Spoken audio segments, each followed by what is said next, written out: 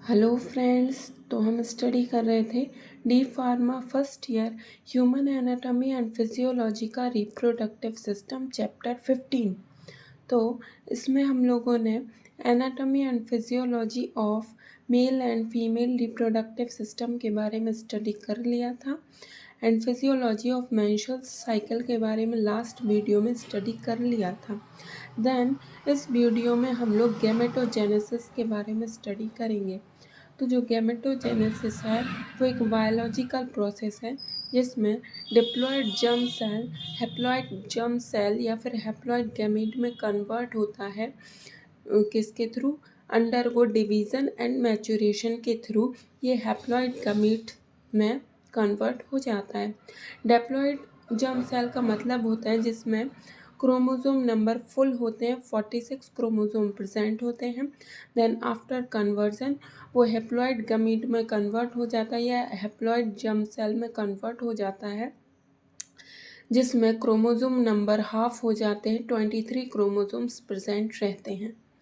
Then जो gametogenesis है वो टू टाइप्स के होते हैं, स्पर्मेटोजेनेसिस एंड oogenesis। स्पर्मेटोजेनेसिस वो प्रोसेस है जिसमें मेल के टेस्टिस के अंदर स्पर्म का फॉर्मेशन होता है एंड oogenesis वो प्रोसेस है जिसमें फीमेल की ओवरीज के अंदर एग का फॉर्मेशन होता है। देन फर्स्टली स्टडी करेंगे स्पर्मेटोजेनेसिस। तो स्पर्मेटोजेनेसिस का मतलब यही है प्रोडक्शन ऑफ स्पर्म, और मैच्योर स्पर्म सेल को हम स्पर्मेटोजोआ बोलते हैं। देन इसकी लोकेशन क्या है, कहाँ पर स्पर्मेटोजेनेसिस की प्रोसेस होती है? तो हमारे टेस्टिस के अंदर ट्यूब्स लाइक स्ट्रक्चर प्रेजेंट होते हैं जिनको हम सेमिनिफेरस ट्यूब्यूल्स बोलते हैं। तो उन्हीं सेमिनिफेरस ट्यूब्यूल्स के अंदर स्पर्म का प्रोडक्शन होता है, स्पर्मेटोजेनेसिस की प्रोसेस होती है। तो स्पर्मेटोजेनेसिस की जो प्रोसेस है वो कब स्टार्ट होती है? मेल्स में प्यूबर्टी के टाइम पर स्पर्मेटोजेनेसिस की प्रोसेस स्टार्ट होती है। देन हम आगे स्टडी करते हैं कि जो स्पर्मेटोजेनेसिस की प्रोसेस है वो कैसे होती है। तो ये जो आप लोग डायग्राम देख रहे हैं ये सेमिनिफेरस ट्यूब्यूल का डायग्राम है। तो ये माइक्रोस्कोपिक डायग्राम है और इसको हम sectional view of seminiferous tubule भी बोल सकते हैं। तो सबसे पहले इसमें स्पर्मेटोगोनियम प्रेजेंट रहते हैं। स्पर्मेटोगोनियम एक सिंगुलर फॉर्म है और इसका प्लूरल फॉर्म है स्पर्मेटोगोनिया। तो जो स्पर्मेटोगोनियम है वो प्राइमरी स्पर्मेटोसाइट में कन्वर्ट होते हैं, देन सेकेंडरी स्पर्मेटोसाइट में कन्वर्ट होते हैं, देन स्पर्मिटाइड में कन्वर्ट होते हैं, देन फाइनली स्पर्मेटोजोआ प्रोड्यूस हो जाते हैं। और इसमें सर्टोली सेल्स भी प्रेजेंट रहती हैं जो स्पर्मेटोजोआ स्पर्म सेल्स को नरिशमेंट प्रोवाइड करती हैं। तो अब हम इसको चार्ट व्यू में भी देख लेते हैं। तो फर्स्टली कौन सा सेल है? स्पर्मेटोगोनिया, जिससे हमारा स्पर्मेटोजोआ या फिर स्पर्म सेल बनने वाला है जो कि एक प्लूरल फॉर्म है। देन जो स्पर्मेटोगोनिया है वो एक डिप्लॉयड जर्म सेल है जिसमें क्रोमोसोम नंबर 46 प्रेजेंट है। देन उसमें माइटोसिस डिवीज़न होता है। तो माइटोसिस डिवीज़न आपको पता होगा कि इस डिवीज़न के बाद क्रोमोसोम नंबर फुल रहते हैं, इसमें कोई भी कन्वर्जन नहीं होता है। जितने स्पर्मेटोगोआ में क्रोमोसोम थे 46, देन आफ्टर माइटोसिस 46 क्रोमोसोम ही प्रेजेंट रहेंगे। तो 46 क्रोमोसोम रहेंगे और क्या बना है? Primary spermatocyte. देन जो प्राइमरी स्पर्मेटोसाइट है वो माइसोसिस फर्स्ट में उसका डिवीज़न होगा। तो माइसोसिस में जो कन्वर्जन होता है उसमें हैप्लॉयड जर्म सेल्स बनते हैं और हैप्लॉयड जर्म सेल्स में जो क्रोमोसोम नंबर है वो हाफ हो जाते हैं। तो 2 हैप्लॉयड जर्म सेल कन्वर्ट हो रहे हैं तो क्या बना है? Secondary spermatocyte. Then secondary spermatocyte में अगेन म्यूसिस 2 हो रहा है। तो म्यूसिस 2 में अगेन हैप्लॉयड जर्म सेल बनेंगे और क्रोमोसोम नंबर हाफ रहेंगे।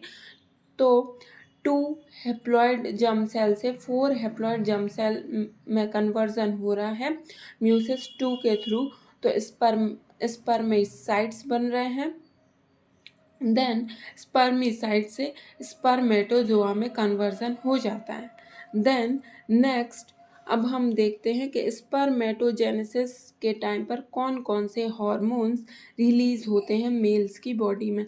तो जो ब्रेन का पार्ट है हाइपोथैलेमस से जो हार्मोन रिलीज होता है उसको हम बोलते हैं गोनाडोट्रोपिन रिलीजिंग हार्मोन।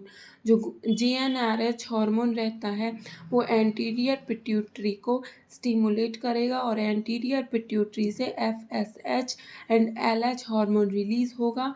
जो एफएसएच हार्मोन होगा वो टेस्टिस के सर्टोली सेल्स को स्टिमुलेट करेंगे और वहाँ से स्पर्मियोजेनेसिस की प्रोसेस होती है। स्पर्मियोजेनेसिस का मतलब होता है जब हमारे स्पर्मिटाइड्स स्पर्मेटोजोआ में कन्वर्ट होते हैं, उसी को हम क्या बोलते हैं, spermiogenesis, conversion of spermatid into spermatozoa.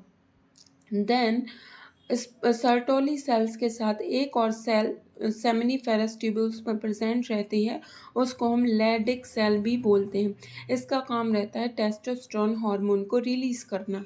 तो इफ़ टेस्टोस्टेरोन का लेवल बहुत हाई हो जाता है तो सर्टोरी सेल्स एक हिनिविन हार्मोन को रिलीज करता है और हिनिविन हार्मोन नेगेटिव सिग्नल सेंड करता है एंटीरियर पिट्यूटरी एंड हाइपोथैलेमस को to stop the release of FSH and LH. तो ये सारे हार्मोन्स स्पर्मेटोजेनेसिस प्रोसेस में यूज़ होते हैं। देन अब हम स्टडी करेंगे oogenesis के बारे में, जो फीमेल्स में एग बनता है वो कैसे बनता है। तो जो स्पर्मेटोजेनेसिस की प्रोसेस थी वो मेल्स के प्रोवर्टी की एज में स्टार्ट हो जाती है, बट फीमेल्स में ऐसा नहीं होता है। जो oogenesis की प्रोसेस है वो फीमेल्स के फीटस में ही स्टार्ट हो जाती है। जब कोई फीमेल प्रेग्नेंट होती है, अगर उसके अंदर जो फीटस प्रेजेंट है, उसकी यूट्रस में जो फीटस है, अगर वो गर्ल फीटस है, गर्ल चाइल्ड होने वाली है, तो उस गर्ल चाइल्ड के फीटस में ही ये प्रोसेस स्टार्ट हो जाती है। तो उसकी जो ओवरीज होती हैं तो उसमें प्रेजेंट रहते हैं oogonia। जैसे स्पर्म मेल्स में प्रेजेंट थे स्पर्मेटोगोनिया, वैसे ही फीमेल्स में प्रेजेंट रहते हैं oogonia। तो ये डिफ्रेंशिएट करके या फिर इनका जो साइज़ है वो इंक्रीज़ हो जाता है और प्राइमरी oocyte में कन्वर्ट हो जाता है। तो ये सारे डिप्लॉयड जर्म सेल्स हैं, डिप्लॉयड जर्म सेल में ही इसका कन्वर्जन हो जाता है। और इसमें देन प्राइमरी oocyte में म्यूसिस बर्न की प्रोसेस होती है और म्यूसिस बर्न की प्रोसेस में ये सिर्फ प्रोफेस बर्न तक पहुंच पाती है और ये प्रोसेस वहीं पर स्टॉप हो जाती है। ये पूरी प्रोसेस थी बिफोर बर्थ की। देन आफ्टर बर्थ जब फीमेल प्यूबर्टी में आती है तो जो म्यूसिस बर्न की पूरी प्रोसेस है, प्रोफेस बन के आगे की जो प्रोसेस है वो उसकी प्यूबर्टी में कंप्लीट होती है। देन सेकेंडरी oocyte का कन्वर्जन होता है और उसी के साथ फर्स्ट पोलर बॉडी भी बनती है। तो जो सेकेंडरी oocyte है वो मेंस्ट्रुअल फ्लो के थ्रू बॉडी से बाहर निकल जाती है और सेकेंडरी oocyte में भी म्यूसिस टू के थ्रू कन्वर्जन होता है। तो उसमें जो मेटाफेज 2 की प्रोसेस रहती है उसी पर सेकेंडरी oocyte का कन्वर्जन आके स्टॉप हो जाता है।